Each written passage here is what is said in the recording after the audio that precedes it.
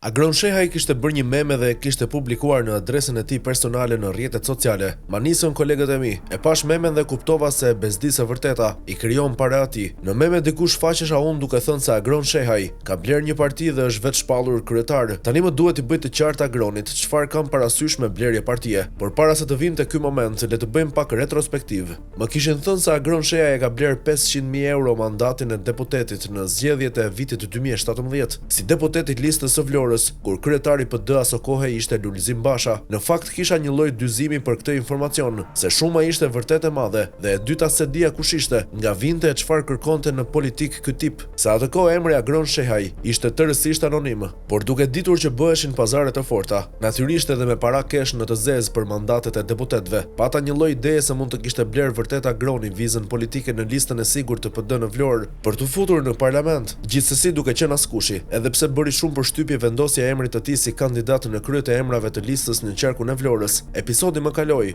se shumë ngjarje prodhojnë zgjedhjet dhe prezenca e Agronit në atë listë nuk është se ishte ndodhia më tërheqëse apo tronditse e kohës dhe momentit. Dhe kjo sigurisht ishte në interesin e tij, sepse për Agronin duhej më shumë pa vëmendje se vëmendje, ato kohë fillesash në politik. Në fakt kandidatura kërciste shumë sidomos në një qark si Vlora, se ky njeri nuk thoshte asgjë për PD-n dhe dinamikën e ngjarjeve të kohës politike. Nuk ishte spikatur për asgjë përveç se ishte mësuar se ishte sipërmarrës privat dhe se kishte bërë shumë para me call center. Zgjedhjet u bën, PD humbi por Agroni fitoi. Kur Agroni deputet filloi të flasë nisi të merrte më shumë pesh ideja se vërtet e kishte bler mandatin se që kishte fituar, por edhe kjo ishte perceptimi i performancave mjerane të komunikimit publik, sidomos në parlament. Të dëgjoj Agronin në seanca plenare, ato pak herë kur fliste, ishte në një gjendje mikse mes përpjekjeve për të kuptuar çfarë po përpiqet të thotë, sepse nuk i rakordonte fort mendimi me fjalët. Ndoshta jo për fajin e tij, por për shkak të mendimit të pakultivuar, se të gjithë flasin, por varet si dhe çfarë thon. Gjithsesi, duke qenë se parlamenti është ndërruar kryesisht në shtëpinë e kokboshve, sharlatanëve dhe sigurisht edhe vatër analfabetësh funksional, do kishte një copë vend edhe për Agronin, që me vetbesimin që ka çdo aventurier, e duke patur plot si vëllezër e motra të tij,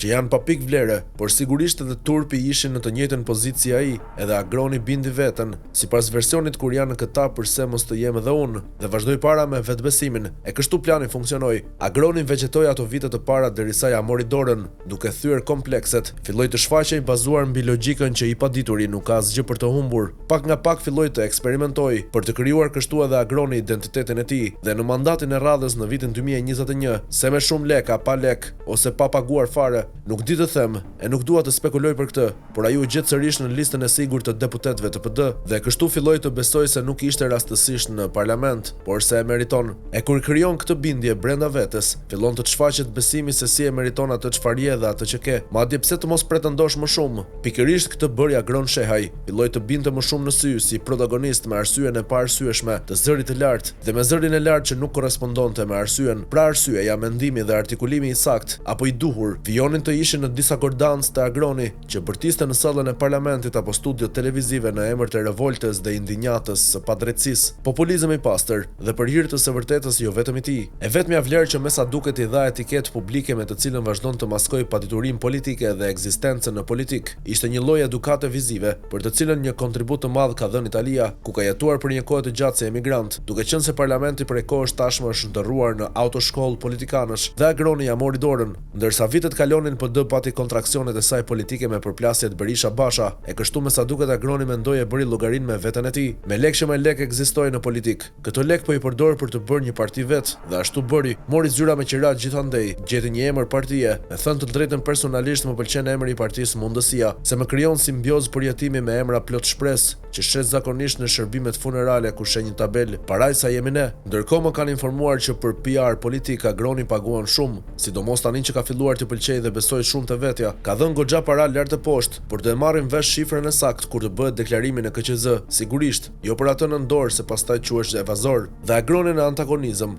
me atë çka në thelb politika dhe organizimi i një partie politike, ka zgjedhur versionin e dytë, dhe kjo nuk krijon vullnetarët, por mercenarët që të braktisin kur shterojnë lekët, eurot apo dollarët. Pra deshi Agroni po e blen mandatin përsëri, me aq para sa po harxhon, gjithnjë nëse ja arrin të dalë këtë herë deputet në zgjedhjet e 11 majit. Rasti i yt Agron nuk është një shitblerje klasike, si ato që je mësuar të bësh në biznes dhe jo vetëm. Për shembull, nëse ka ndodhur që ti ke bler mandatin e parë të deputetit, Basha e shiti ti e bleve, unë e kuptoj që ti ke këtë parasysh, por unë jo, se nuk e kam as të provuar përveç se më duket edhe pak e egzageruar të blesh 500.000 euro një mandat deputeti, më duket e pabesueshme, kurse tani po e besoj se këtë herë ti ke bler një parti, ja përse, sepse investove vetë për gjithçka dhe besoj se të ka shkuar sa mandati, nëse përsëri theksoj do e marrësh apo jo, të paktën nga 200 deri në 300.000 euro si investim, ama bashkë me mandatin, ke edhe dyqanin tënd me emrin Mundësia. Tani ti agron kryesi partije, nuk e dim që ke, kush janë antarët, kush është kryetar kryesie, nuk e dim kur u mblodh grupi nismëtar për krijimin e partisë dyqan,